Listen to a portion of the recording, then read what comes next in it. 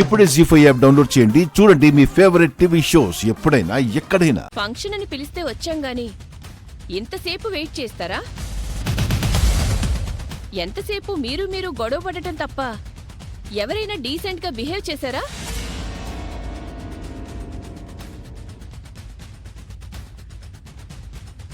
ఈ మహాలక్ష్మి గారైతే మరీను పెద్ద పెద్ద బిజినెస్లు రన్ చేస్తూ పెద్దగా చదువుకోని ఈ కోడల వల్ల ఇదంతా జరిగిందని చెప్తుంటే చాలా ఫూలిష్ గా ఉంది.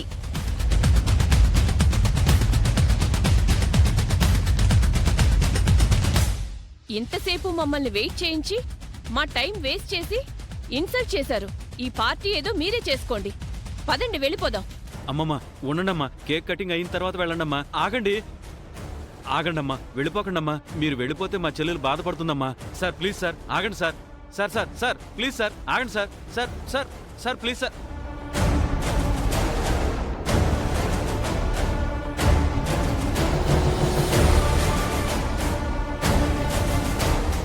సారీ చెల్లాయ్, నా మాట ఎవ్వరూ వినలేదు. అందరూ వెళ్ళిపోయారు. ముందు తను మన మాట వింటే కదా. వద్దని ఎంత చెప్పినా వినకుండా పిచ్చిగా బిహేవ్ చేసింది. చాలా ఫూలిష్గా బిహేవ్ చేసావు పిన్ని. అనవసరంగా గెస్ట్ల ముందు పరువు పోయింది. ఈ ఫంక్షన్ చేయకపోయినా బాగుండేది. అందరిని పిలిచి మరీ పరువు తీయించుకున్నాం. నీకు నిజంగా ఏదో దెయ్యం పట్టింది మహా, లేదా పిచ్చైనా పట్టుండాలి, లేదంటే ఇలా ప్రవర్తించావు. నేను ముందే చెప్పాను, మహాలక్ష్మిని మెంటల్ హాస్పిటల్కో లేదా భూత వైద్యుడి దగ్గరకో తీసుకెళ్తే బెటరు అని. Stop it.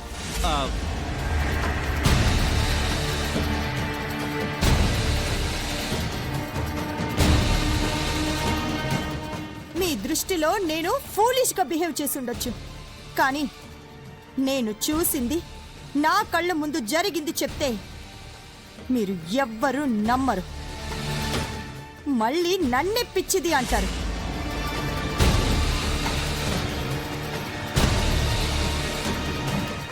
కానీ ఒక్కటి మాత్రం నిజం, ఎందుకు పనికిరాని ఈ సీత, పొట్ట కోస్తే అక్షరం ముక్క రాని ఈ సీత, చెత్త చెత్త చీరలు రోడ్డు మీద అమ్ముకునే ఈ సీత ఈరోజు నన్ను పిచ్చిదాన్ని చేసింది. ఏంటి ఈ సీత అని వేలెత్తి చూపించి నన్ను తక్కువ చేసి మాట్లాడుతున్నారు? మీరేమైనా పైనుంచి ఊడిపడ్డారా?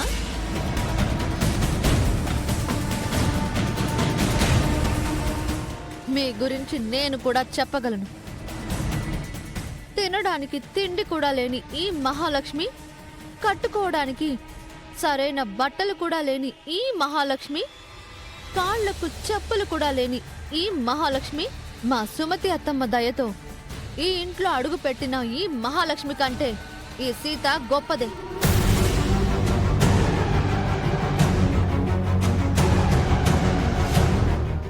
ఏం దెబ్బ కొట్టావు సీత, మహాలక్ష్మి అహం మీద కొట్టావు. అయినా మీకు నాకు పోలిక. నాకు మీలా పెద్దగా చదువు లేకపోవచ్చు, కానీ దండిగా సంస్కారం ఉంది.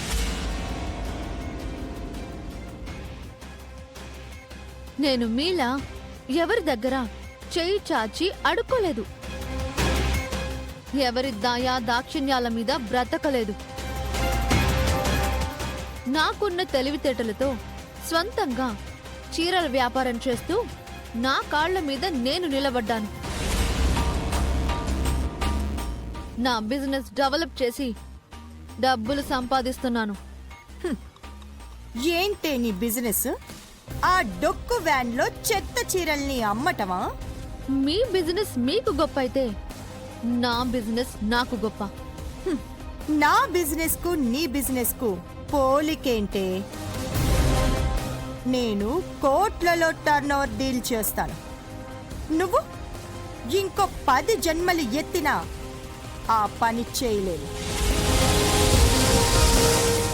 నేను చేసే బిజినెస్ మీరు చేయలేరు. ఓ 10 రోజులు నా చీరలు అమ్మి చూడండి, తెలుస్తుంది. అమ్ముతాను. 10 రోజుల్లో కాదు, వారంలో నీ దగ్గర ఉన్న స్టాక్ మొత్తం అమ్మేస్తాను. కానీ అదే వారంలో నేను చేసే బిజినెస్ నువ్వు డెవలప్ చేసి చూపించగలవా? చూపిస్తాను. వారంలో మిమ్మల్ని మించిన డెవలప్మెంట్ చూపిస్తాను.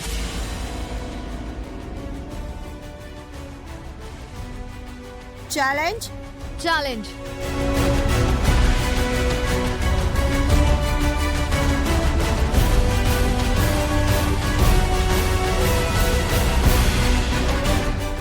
ఏం మాట్లాడుతున్నావు సీత? ఆఫీస్లో బిజినెస్ నువ్వెలా చేయగలవు? ఆవిడ నా చీరలు అమ్మగాలేంది, నేను తన బిజినెస్ చేయలేనా? నువ్వు చీరలు ఎలా అమ్ముతావు మహా? సెన్స్ ఉండే ఛాలెంజ్ చేస్తున్నావా? ఆఫ్టర్ ఆల్ చీరల బిజినెస్ నేను చేయలేనా జనా? ఆఫీస్ అంటే అంత ఈజీ కాదు సీత. ఈ సీతకు ఏది కష్టం కాదు. నువ్వు చీరలమ్మటం అసాధ్యం మహా. అనవసరంగా ఓడిపోతావు వదినా. ఛాన్సే లేదు, గెలిచి చూపిస్తాను. గెలిచేది మీరు కాదు, నేను. ఛాలెంజ్ అంటే ఇలా ఉండాలి, సరైన పోటీ. ఓకే, ఛాలెంజ్కి నేను సిద్ధం. కాకపోతే ఒక కండిషన్. ఈ పందెంలో నువ్వు ఓడిపోతే వారం తర్వాత ఈ ఇల్లు వదిలి వెళ్ళిపోవాలి.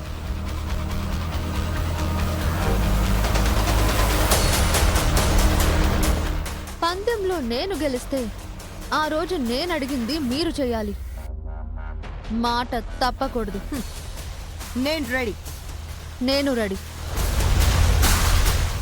ఆపు సీత, ఆవేశంలో నిర్ణయం తీసుకోకు.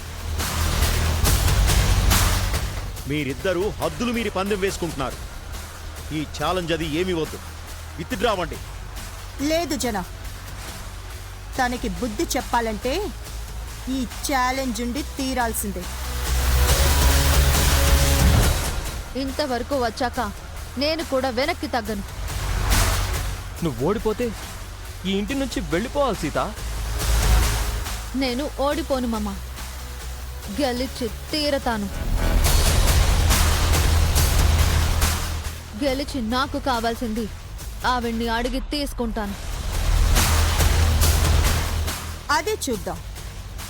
ఓడిపోవడానికి ఈ ఇంటి నుంచి వెళ్ళిపోవడానికి రెడీగా ఉండు.